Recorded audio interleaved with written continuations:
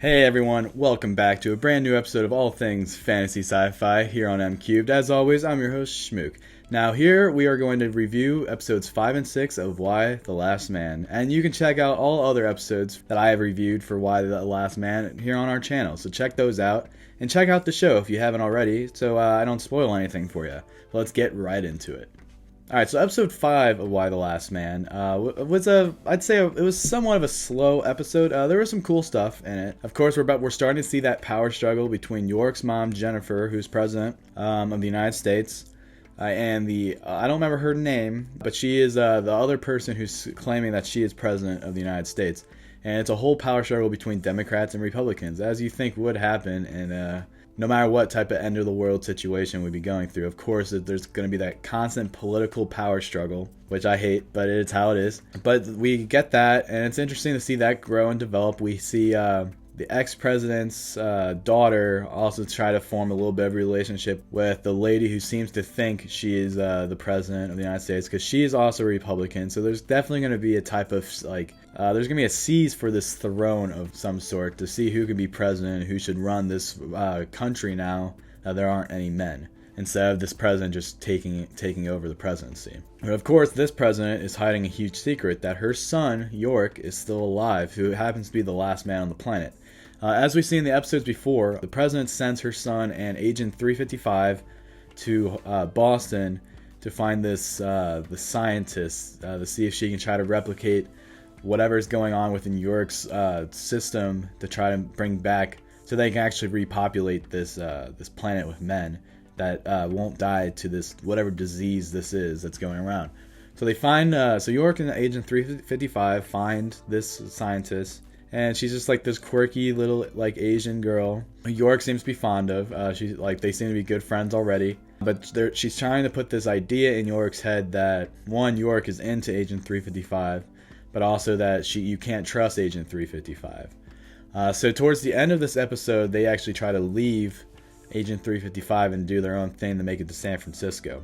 So, but we see at the end that the president sent some soldiers their way to try to figure out what happened with the pilots, that were on the helicopter that Agent 355 definitely killed. So they start hunting down Agent 355, the scientists, and York.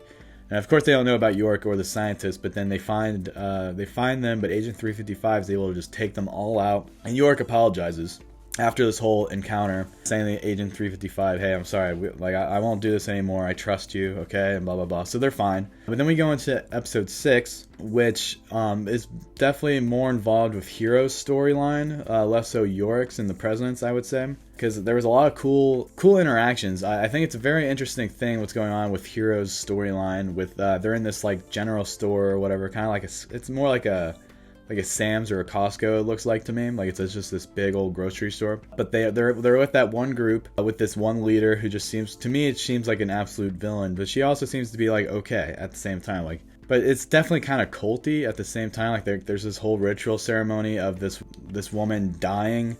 She goes into a water and then comes out, and she has a new name. She says she has a new name. She's a new person now. So it's kind of like a baptism of some sort. So it's weird, definitely creepy. But these women are definitely kind of crazy, because there's this family that comes by and they're all on the roof with guns shooting at them. They're like, please let us in, we need food, we're starving. And then this one woman's just at least just take my daughter then, she needs to eat, she needs to be okay. And they're like, no, but here's some food, blah blah blah. So definitely a weird situation there. But then we get towards the end of this episode, and I actually enjoyed this interaction between Hero and, I believe her name's Rebecca. She's the leader of this group, and Hero actually tells her what happened right before the collapse, right? And she tells Rebecca hey, so the day before all this went down, I was sleeping with this guy who had a wife and a new baby girl, new baby child. And he said that he was going to leave her for me, but he was lying, of course. So I got mad at him. And she's like, oh, so you hurt him? Yeah, okay. Well, yeah, I started throwing stuff at him. And then Rebecca's like, oh, so you just hurt him when you threw stuff at him? And then there's a long pause, and I'm like, oh, wow, she's going to say it. No.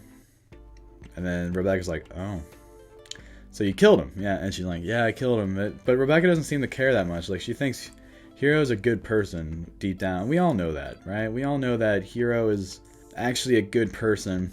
She just happened to make a big mistake just because she was angry. I look forward to when all these storylines eventually come together, because I think it's rough to have like a series like this where there's so many different stories.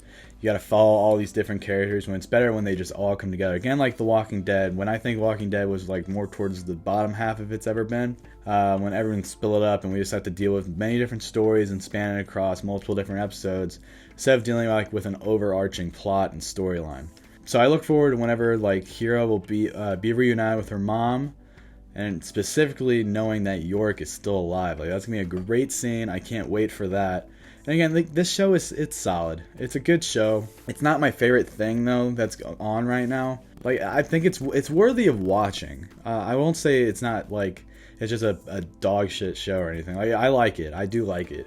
But I think it has potential to be great. Kind of like what I think about Foundation. But this show, I like the characters way more, and I think the story's pretty interesting. But I think both this and Foundation have potential to be amazing. But I guess we'll see where they both go. And again, like, I highly recommend watching this show if you haven't. But I'm going to keep giving out these little reviews of it until the season's done. I think we're about halfway done with the season, and it's nice. It's nice to have some sort of show to go over with all y'all. And we're going to be having a little Rick and Morty short, I believe, come out quite soon. So whenever that comes out, just keep an eye out for that, guys. I'm going to bring that out to y'all. But yeah, that's going to be it for this video. Make sure to like and subscribe. Leave your comments down below. Let me know what you guys think about Y: The Last Man. And keep an eye out on some more content coming out to y'all real soon. You should have a Walking Dead first half of the season. So season 11, the final season, is out right now. The final episode of the mid-season before the big long break until it comes back in 2022 is on Sunday. So that's the mid-season finale. I think I'm going to do a review of the first 4 episodes of this season of The Walking Dead. And then once the last episode comes out, I will do a final 4.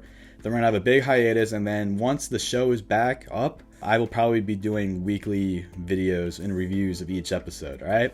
So look out for that, and yeah, I'll catch y'all on the flip side. Bye-bye.